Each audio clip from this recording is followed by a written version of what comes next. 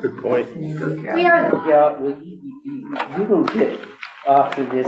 I'm gonna add your name and put a frowny face next to it. Okay, this is Senate Appropriations, April 15th, tax day. We're gonna talk about H13 that was sent to our committee, passed the House, passed Health and Welfare. This is its last stop on the journey, so, I don't know, we already talked about it, but in the bill, there was a study. The language wasn't very clear, and then there's a study in the budget that kind of overlaps. So we asked Budget Council, Joint Fiscal to look at that. I don't think we have new language. I do if you want. Oh, you do? Yeah, Okay. you sent it to Elvis, told her I wasn't sure what it meant. Okay, well, if you want to come up here, and, Nolan, you have to leave, right, 5 minutes? 10-5. Do you want to say anything before we get started on? I can talk about what the intent of the language was. Okay, For the record, no language, joint fiscal language. We're talking about section E 100.1 in the budget. I think it's on page 21 or 20, somewhere around there, and page 493. And I tracked down the purpose of that language. It's around home and community-based organizations. And my saying the language was, it was asking, in the budget, it's asking the agency administration to look at whether there can be operational efficiencies achieved by looking at how these organizations, AAA, VAs, SSAs, et cetera, if there's any operational efficiencies that can be achieved. This is how it was explained to me. And that was the purpose of that. So because we were concerned about, well, how does it overlap with H13 at all? So that's what that language was trying to do. and the language in H13 study is more specifically about the rates. About the rates, you know, and basically what should the rates be, and doing the whole process around rate increases, and that actually increasing the rates. Okay. And so I had asked if Ledge Council could look at those, because it seems like what I heard from Nolan, what the House wanted to do, wasn't quite reflected in the language, at least as far as I read it. I thought it was kind of confusing what it was really calling out to do. So I passed this message on just like an hour ago, so good work on Jen's part if she has new language. So is this something that you would share? Yep. And already Jen's heard- real good. Jen Carter from the Office of Legislative Counsel, we've just, Is it posted? So it is also posted under Jen. so Nolan briefed me on what he heard, and I tried to take the language that was in the budget that I also was not familiar with, and do what I understood was perhaps the goal. So this is a section to put wherever the committee wants, whether that's H13 or budget or somewhere else. I called it evaluation of opportunities to achieve operational efficiencies at community-based service providers, the report. So it directs the Agency of Human Services, as opposed to the Secretary of Administration, so Agency of Human Services, to evaluate the organizational and funding structures of certain community-based service providers to identify opportunities for coordinating and consolidating functions across providers, it should say, in order to achieve operational efficiencies and cost savings. I have the community-based service providers that the agency shall evaluate may include area agencies on aging, community action agencies, designated and specialized service agencies, and parent-child centers. Those are basically the ones that were in the language in the budget, except it was just designated and I added the specialized service. You can of course put any other ones that you would like. Then I just tried to come up with some functions that seemed kind of consistent with what I've sort of talked about in the past. So the functions that the agency considers for potential coordination or consolidation may include human resources responsibilities, business processes, information technology systems, contracting and other legal services, and other functions that the agency finds are being carried out by or on behalf of many community service providers in the state, and that may be able to be performed more efficiently and cost effectively across multiple service providers. We have the report come back in January to this committee, as well as House Appropriations, House Healthcare, House Human Services, and Senate Health and Welfare. with the results of the agency's evaluation and its findings and recommendations for ways in which specific functions may be coordinated or consolidated across community-based service providers in order to achieve operational efficiencies and cost savings. Thank you. I think that makes a lot more sense than what was in the budget. So since we just seen this, I'm not asking you to vote on it or decide on it now. And I want to talk to Senator Lyons more about whether she wants to change what's in H13 or let that go with what it has and just have this in the budget, or somehow combine the two. Also, I want to make sure, let the agency look at this language and get their response. They don't, maybe not in the chair, but they might just send us information about what they think of this. Yes. Just say, for myself, I've heard from lots of providers out in the community that don't want this language at all. Yeah, well, I can imagine. It doesn't have surprise me. I'm just, Yeah, I know. And I've heard, I just want to make it yeah, clear, I've heard from a lot of the providers out in the community that don't like the language at all. yeah. And I've heard some of that as well. Yeah, we can talk more about it, but I wanted folks on the committee to know that looking at something more like this for the budget, and it may or may not interact with H13. So I don't think we're going to vote H13 out. There's not a rush to get it out. I don't think so. We'll take another day or so with H13.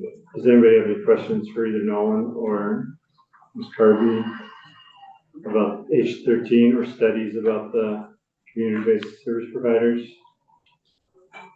Okay. Thank you, Nolan. Is it Jim? Sure.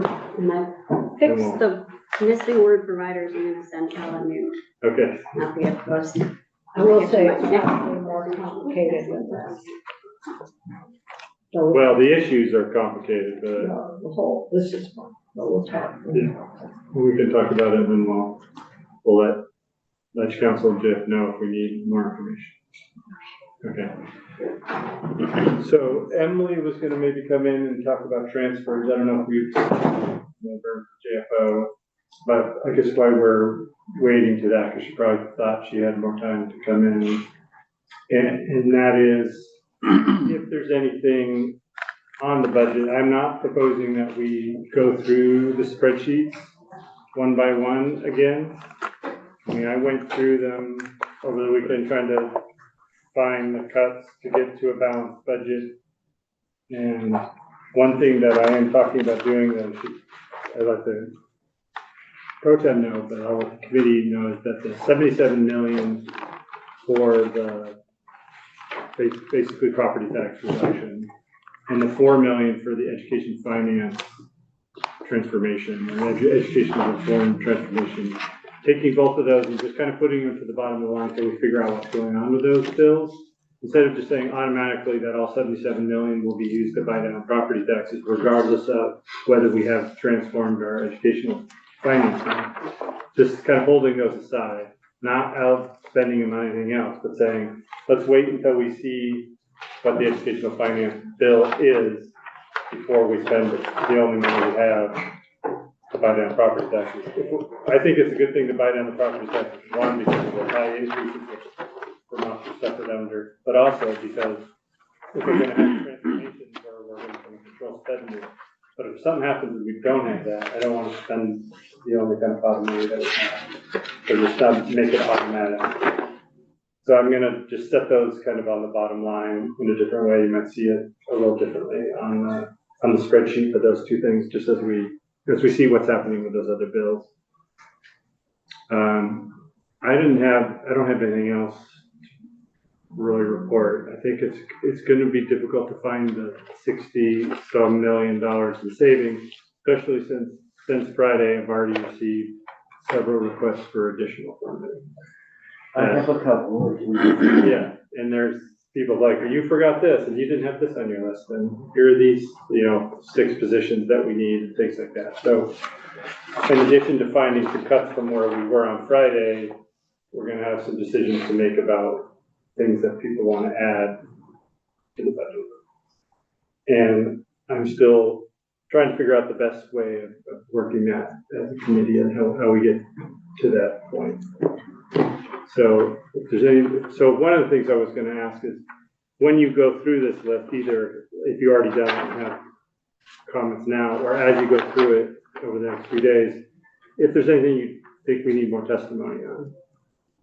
So there was one, like, you know, I wanted to hear more about some of the prevention dollars and the different ways we're spending money on recovery and substance abuse. So I asked Elle to maybe have health department come in and just kind of give us a better overview of all those dollars in the programs. And they could also talk about the tobacco funds maybe. So that's something that I thought would be helpful to get more information about, because we have the recovery centers and the recovery partners and the recovery campus, and not being on health and welfare, I find it all kind of confusing. So that was an example of something that I thought would be more helpful. It would be helpful to get more testimony on. So if you think of anything, just let me know. Say like, it would be great if we could hear from this. Or there's some of the items on there we just agreed to, but we never heard testimony. So maybe on second thought, when you're looking for things to cut or to increase, you might say like, well, I don't really understand this one, so maybe it would be helpful to get more information. And when we ask for more information, it can be testimony, so they could come in and sit in the chair, we can ask them questions. Or they could just send us a one-pager and like, oh, well, here's more detail on whatever that is that we're asking. So think about that and just let me know if there's testimony you want to have or information that you have. But you can also ask Joint Fiscal direct access to Amy and them too, that can help answer your questions. Does that make sense? Any questions that people have? Yeah, Sarah wants. In terms of budget letters, how does that work in this context? I mean, they're sent to you, to all of us. We don't have. We're not gonna walk through them, or are we? Okay. We don't have an official process, kind of how it says where there's an official letter and they post them. Mm-hmm. It's more like if committees want to go through the process and say, here's our committee's priorities. Some of them have just been the chair, like here I'm the chair of the committee, and this is what I think are the top three things. Or that's fair. Or I can think of one committee way down the hall, and more than three. Yeah, definitely. Yeah, and some of them are like, our committee went through the process, and here's the $46 million that we want to spend. Also, here's my view as the chair of these other priorities.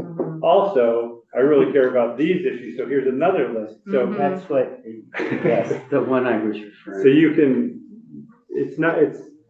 we're keeping more of an informal process on that. I think if you wanted to know, we could find out, or we could get you those. And I think some people have sent them to the whole committee, but like Ag just sent me a thing, so like, this is the things that we've talked about. Here's kind of our priorities. So. Transportation only asks you for one thing. Transportation says the whole bill. No, that comes out of the T fund. It doesn't, we have one request. Well, we gave you $20 million out of it now, or we gave ourselves. I gave yourself. I want an A&R. Yeah, we don't have that. I know whether there's. Yeah, you need an A&R fund. That's right, exactly. That's what it means. You get your hope.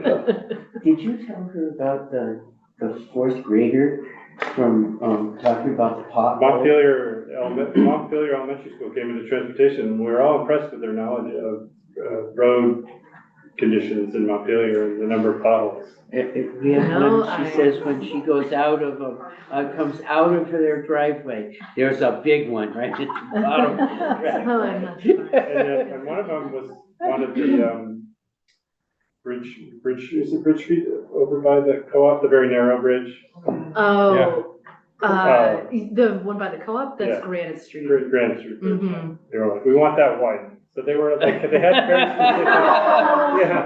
Yeah, they were really clear that that's too narrow. What cars are these kids driving? It's a narrow bridge. It is tight. It is a narrow, And especially if you're like a pedestrian or biking on that bridge and two cars go by. That bridge wins some kind of awards for surviving for so long, major flooding.